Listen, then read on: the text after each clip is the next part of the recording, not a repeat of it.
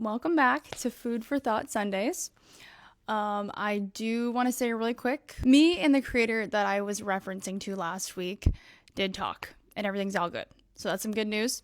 Also, I am trying to keep these unedited as best as I can because I have been experiencing a symptom of being a creator, and that is I forget I can't edit my real life when I'm talking to people.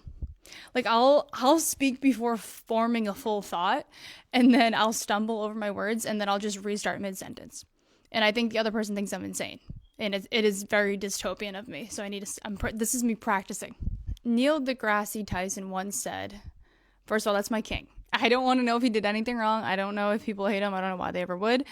But he said in his podcast, Star Talk, which is arguably the best food for thought you could ever listen to, he said that he thinks a lot of people live their life constantly referencing their past, constantly reminiscing, constantly trying to recreate it, and he just doesn't want to live that way. He thinks he wants to create a new present. He wants to move on and make sure that he creates eventually a new past for his future self. He doesn't want to keep recreate. He wants to leave the past in the past.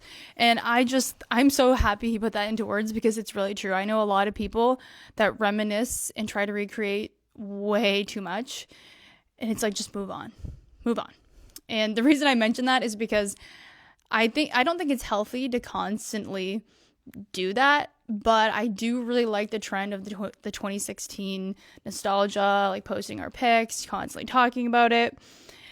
And I think it's good we don't do this every year. I think the fact that we haven't done this for any other year says a lot about what happened in 2016, other than the obvious things. Like, obviously the pop culture was peak.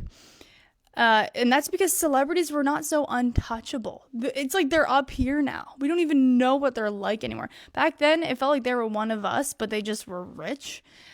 And just life was way more casual. It feels like it's a formal thing to even say hi to people that you kind of know. Like, we used to be able to just say hi to anyone.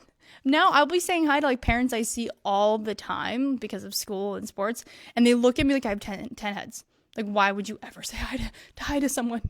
Like, I think what happened is in 2016 was the beginning of our phones destroying humanity. It's definitely what happened. I know that's what happened.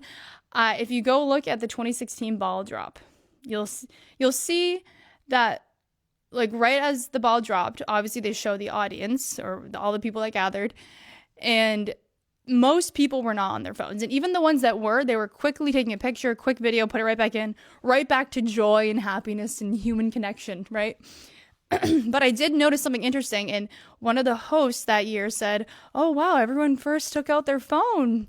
Like, I guess we're in the era of Twitter and Instagram. That's what it is now. And I'm like, oh no, if he only knew how much worse it's gonna get. Because the next year after that, phones doubled in the air, and for double the amount of time. The year previous, way less phones. And now if you like, I saw a video of a side-by-side of 2009 ball drop versus 2025. It is terrifying. We don't have joy anymore. That was joy. 2009, people experienced real joy. They were living in the moment. Now it just feels like everywhere I go, no matter what is going on, everyone's constantly trying to hurry up and get back to their phones. Hurry up and get back to being home, being isolated, getting back to their self-care and protecting their peace. And it just feels like phones successfully ruined connection, human connection. Human connection is the root of life. I don't know if this is obvious information, but it is. You want to know how you know? Look at a baby and a toddler. Look at what they need. They are humanity untouched by society. What do they need? The number one thing they need, obviously, food, water. What's next? Connection. They need connection. That's the foundation of life. And a lot of people's problems as adults is just the lack of not getting connection as a child, or even worse, someone destroying the connection with abuse or neglect. Everything is so formal now. Like, you don't go to people's houses anymore. That is a very formal thing to do. Back in the day, you would go inside anyone's house. You would go knock on people's door and go in. That would be like forbidden now. It's scary. And these are the type of things that kept people connected. We have stopped everything that actually connects us, and we've replaced it with our phones. And it feels like real life is just not as good because of our phones. And I'm a victim. I'm not speaking like I'm above this. I'm a victim of this. I feel the same way. Obviously, I don't know how to fix it. I'm the person talking to my phone.